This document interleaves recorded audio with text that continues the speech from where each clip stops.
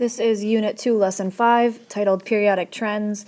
You're going to be able to identify the group name, group number, and period of any element, as well as discuss physical and chemical property trends on the periodic table.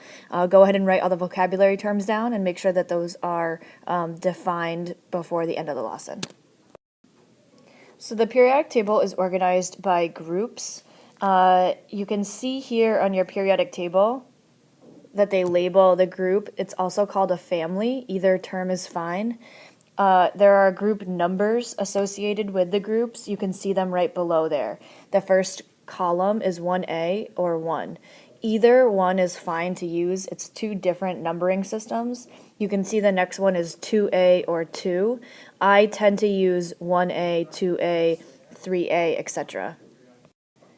So if you keep following it along and you jump over here, you're going to see 3A, 4A, 5A, 6A, 7A, 8A. So there's the A elements. And then in red here, you'll notice that it changes into 3, 4, 5, 6B, 7B, 8B.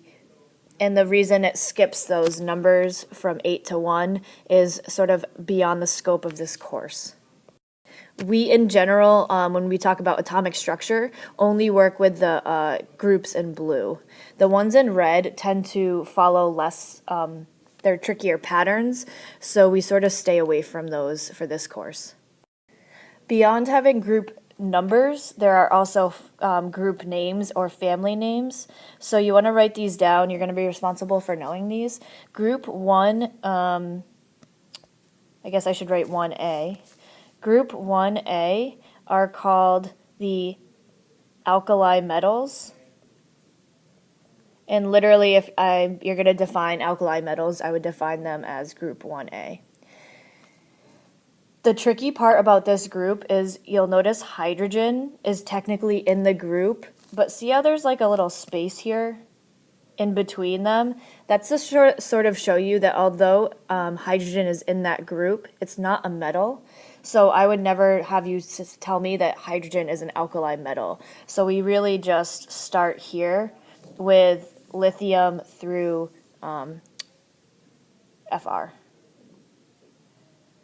Okay?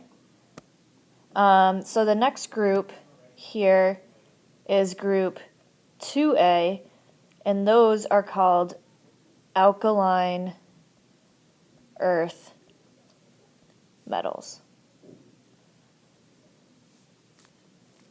Oops. There we go, sorry. So alkaline earth metals, I always remember that the shorter name comes first and the longer name comes second, if that's helpful at all. All right, groups 3B through 2B, so this whole section, these are called the transition metals. It kind of looks like they're helping transition from one side of the periodic table to the next. The next group is 7A, right here. These are called the halogens. You may have heard of halogen light bulbs, which contain these halogen gases. And the last one, all the way to the right, are called noble gases. You also need to know that over here on the left are periods. So these are 1, 2, 3, 4, 5, 6, 7. So the periods represent the rows. So there are 7 rows, aka 7 periods on the periodic table. So we're going to do a little test here to see if you can use that information, and I am going to see if you can figure out what element I'm describing. Okay, so listen carefully. The element that I'm thinking of is in group 5A in period 5. So you're going to try to find that element that I'm thinking of. Pause me if you need to, because I'm going to tell you the answer. Group 5A is right here, and period 5 is right here. So if I find the intersection of those two, my element would be SB, or antimony. So that's our first objective, is that you can tell me the group number or family name of different elements and their period. So now that we have some of the lingo down on the periodic table, I want you to take a look at this image, which you found in your notes earlier, and I've labeled the group numbers, and you can see that they selected the first 20 elements here, and then they drew part of the Bohr diagram for you. So I want you to notice these are Bohr diagrams, except they just sort of cut them off and only showed almost like a pizza slice of the Bohr diagram. So we've spent a lot of time looking at the physical properties of elements and how they might be similar. We've talked about metals and nonmetals and metalloids. And what we want to talk about now are the chemical properties. And in order to do that, we have to look at these Bohr diagrams and look at the protons and electrons and try to see if we can find some trends or some patterns from the periodic table. So I had you do this earlier, but I want you to take a look at this and see if you can find any patterns, any at all, maybe going across rows or down columns. But what patterns do you see? They could be with protons, energy levels, electrons, neutrons, anything that you think. So pause me and see how many different properties you can find. I'm sorry, how many patterns you can find. Patterns. All right, so spoiler alert, I'm going to tell you some of the patterns that I found.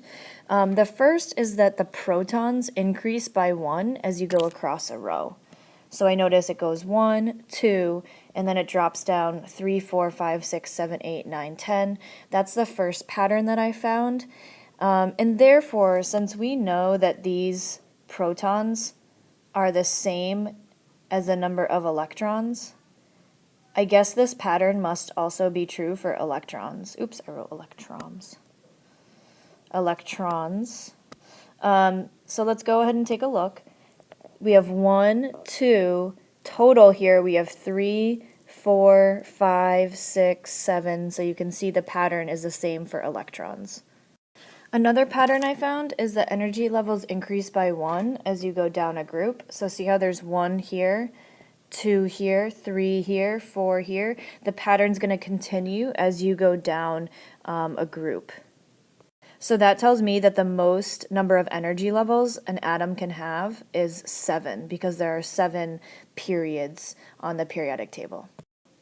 The next thing I noticed was if you look at the electrons in blue, they seem to be the same in every column, like 2, 2, 2, 3, 3, 4, 4, 5, 5, 6, 6, 7, 7, 8, 8, 8. I'm sorry, the first one here is 2, but here it's 8, 8. All the blue electrons are called valence electrons, so you want to go ahead and write down this definition. Valence electrons are electrons on the outermost energy level, which are available to move during a reaction.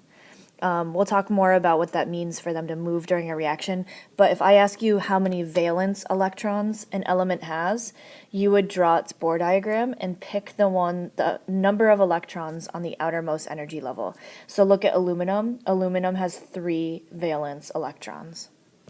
So the pattern that I'm using to put into words is that valence electrons are the same for elements in the same group.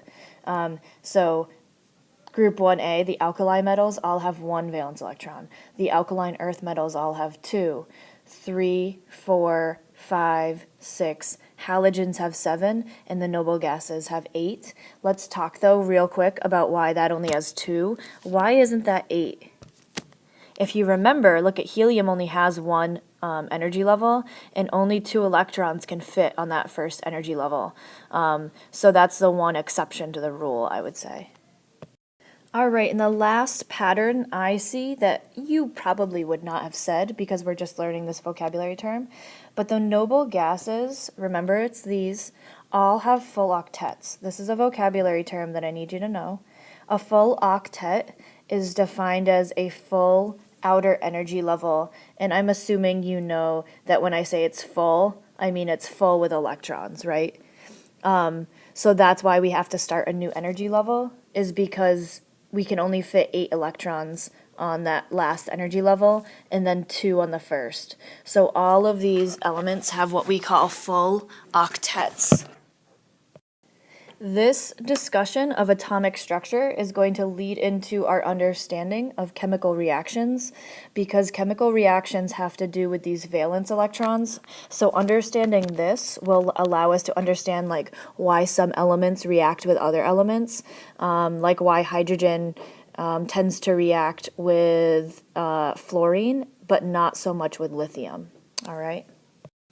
This wraps up the lesson, but do a double check to make sure that you met both objectives from the lesson and that you wrote down all the key vocabulary terms and definitions.